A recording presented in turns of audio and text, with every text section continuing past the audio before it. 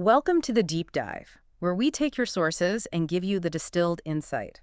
Today, we are doing a really unusual deep dive. We're not looking at academic papers or government reports. No, not at all. We're looking at a multi-year, just monumental artistic project, a complete chronological history of the COVID-19 pandemic, told, believe it or not, entirely through music. That's right. We are navigating this incredible archive from one creator, Gary Kapelus. He's a retired speech pathologist, rehabilitation director, and professor. And he was so prolific. Over the course of the pandemic, he created nearly 200 parody songs.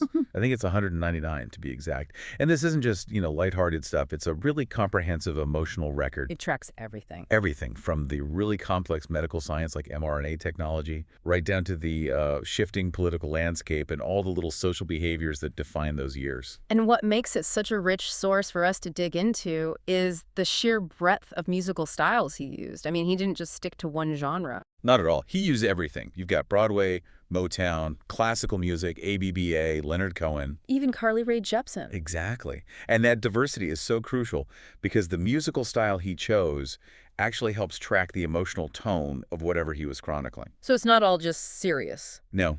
I mean, a large portion of it is series covering sad, tragic, or infuriating subjects.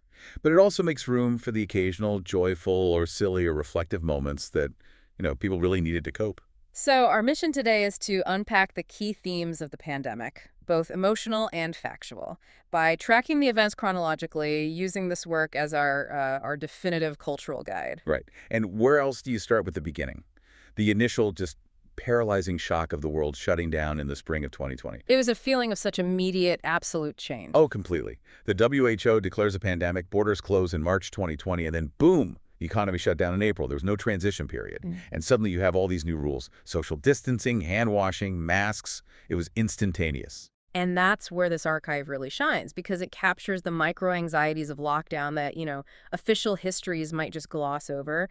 There's one parody, the COVID-19 Dance, that just nails it. It's perfect. That song is all about the self-censored anxiety of approaching a stranger on a sidewalk, trying to figure out the right way to avoid them. Yeah, the lyrics literally ask, "Deke right, Deke left, what's the right play?" And it captures that universal, fleeting fear of just accidental proximity. Exactly, the loss of the assumption that being near someone is safe. And you see that translate into deeper emotional loss right away. For sure.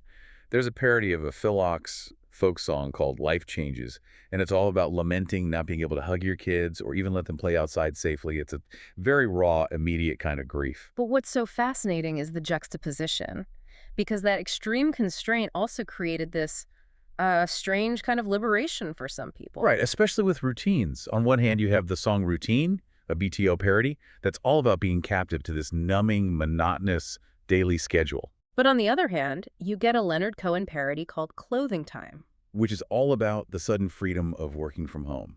I mean, the humor of replacing office clothes with sweatpants. But it's that contrast, I think, that's so significant. So while the physical world shrank, the professional performance kind of expanded into something more casual. Exactly. But Kapelus never loses sight of the underlying pain.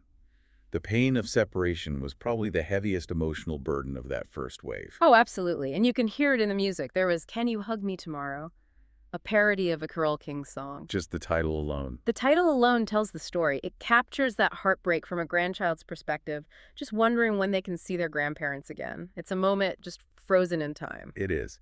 And as we move into mid-2020, that shared vulnerability, it starts to give way to friction. The friction of enforcement. The world literally covered itself in signs. Absolutely. The song Pandemic Signs, a parody of the five-man electrical band, highlights that. I mean, you've got 6 feet separation lines, mask mandates, arrows on store floors. And the out-of-stock signs everywhere. Right, which perfectly symbolize the failure of the supply chain. Yeah. Meanwhile, you have this massive pressure on the economy. That tension was just enormous. Politicians wanted to reopen, but the science was still so uncertain. And that conflict is perfectly captured in Open Fast or Open Slow, a parody of The Clash. The question, how quickly should we reopen, was totally existential for governments. And all that frustration over mixed messages, it boiled over. You see it in specific local events, like the Trinity Bellwoods Park anecdote in Toronto. Yeah, that was a fascinating moment. It's May 2020, and young people, just desperate to be outside, they all gathered in this big downtown park. So what happened? Well, the lack of compliance was so visible that the mayor implemented these now famous marked white circles on the grass to, visibly define the social bubbles. And he wrote 2 songs about just the white circle. 2 songs, Trinity Bellwoods Park and Circle of Life. And that's the power of this archive. It shows the immediate artistic response to a physical change in local governance. And of course, if people were breaking the rules, they became targets. For sure. The paranoia about contagion inspired the song A Spreader. Focusing on the person who won't wear a mask on a plane or a subway, it highlights that early social pressure. Which brings us right into 2021. And the whole conversation just pivots from behavior to science, to the vaccine odyssey. The race for a vaccine was so exhilarating. You hear that in the song All Right Vaccine. But Kapelus didn't shy away from the technical side either. He wrote a song called Cursin RNA. A Beach Boys parody about messenger RNA. Yes. How do you even do that? Well, he boils it down to its function. He explains that the vaccine isn't the virus, it's just a temporary blueprint, the RNA that teaches your body what to look for.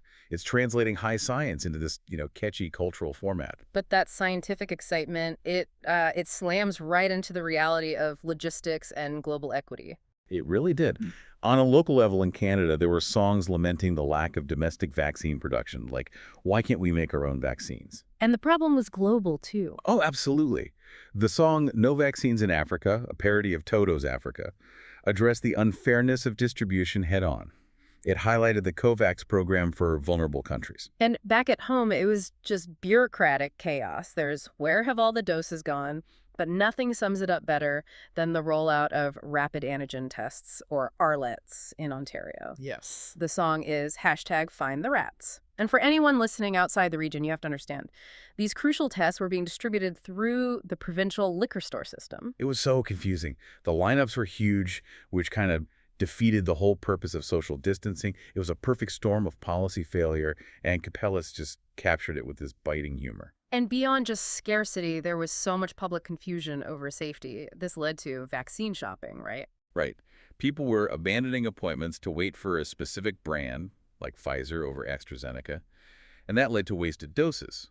And then came the very specific fear around AstraZeneca because of the rare risk of blood clots. Which he turned into a Joni Mitchell parody called Rare Blood Clot. Exactly. It shows how fast medical information, even when it's qualified with data, just becomes this emotionally charged fear. And fueling all of this was the infodemic, misinformation. He had songs like Infotagion, but this is where the archive itself actually ran into trouble. This is a really critical point. He made a video called No Vaccine for Me, and to critique anti-vaxxers, he used some of their own imagery, and YouTube deleted it immediately. Wow. So the archive itself was put at risk. It absolutely was. He got a community guideline strike, one more, and the entire channel, all 199 songs, could have been deleted. So he had to start self-censoring his visuals just to protect the work. Incredible. And the project was also a vehicle for, let's say, large P political criticism. Precisely.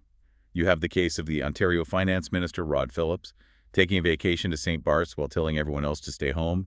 That's in the song Mr. Minister. A classic case of elite hypocrisy. Exactly.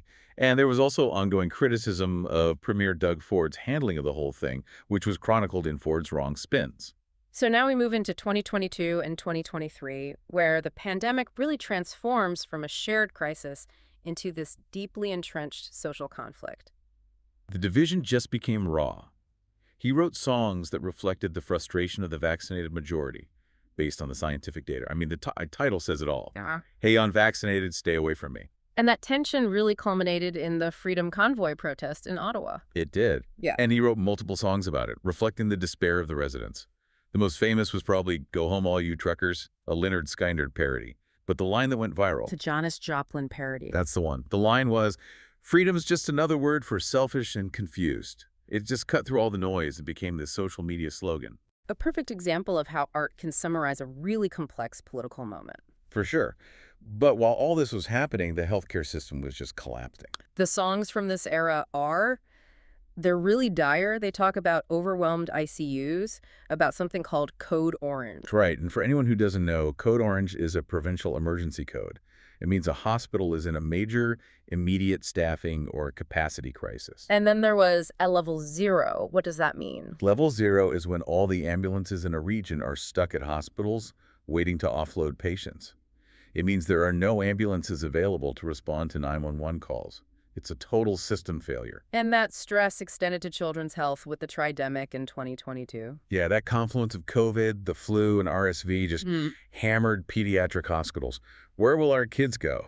The Supreme's parody documented that fear of parents having nowhere to turn. But even amidst all that chaos, science was still advancing, and the project tracked a key innovation. Wastewater surveillance. He celebrated it in Testing the Sewage Water, a Simon and Garfunkel parody. And why was testing the sewage so important? Because by that point, case counts were completely unreliable. Wastewater gave public health this objective measurement of viral spread, so they could plan for hospital capacity even when the official numbers were meaningless. It was a scientific safety net. And finally, we get to 2023. The pandemic is officially over, but the impact isn't. No. The problem of persistent symptoms, long COVID, was affecting over 1 million Canadians. He documented that in long COVID, on and on. It makes sure the archive recognizes those silent long-term costs. So what does this all mean? We've tracked this journey through 199 songs. It really is a cultural artifact, a definitive chronological account of the pandemic, praised by the creator's friends for bringing, laughter, reflection, and anger. It's a remarkable record. Yeah. And he kept going right to the end. In 2023, new variants and symptoms were still appearing, like the pink eyes associated with the Arcturus subvariant, and he was still making parodies about them. The biggest takeaway for me is the depth of it all. It's not just headlines. It's the emotional reaction to the headlines, set to a Motown beat or a Broadway ballad. It grounds history in lived reality. Absolutely. And the creator himself concluded the project with this really powerful thought. He said, "I truly wish and hope that we have learned sufficiently from this experience in order to better prepare ourselves for the next pandemic." Which raises an important question for you, the listener, that we have to carry forward. Beyond the official reports and the clinical data, how valuable is this type of continuous, emotionally immediate, artistic record like a massive collection of parody songs in making sure that we, as a society, remember the complexity of the lived experience when we prepare for the future? Something to think about long after the final song fades out.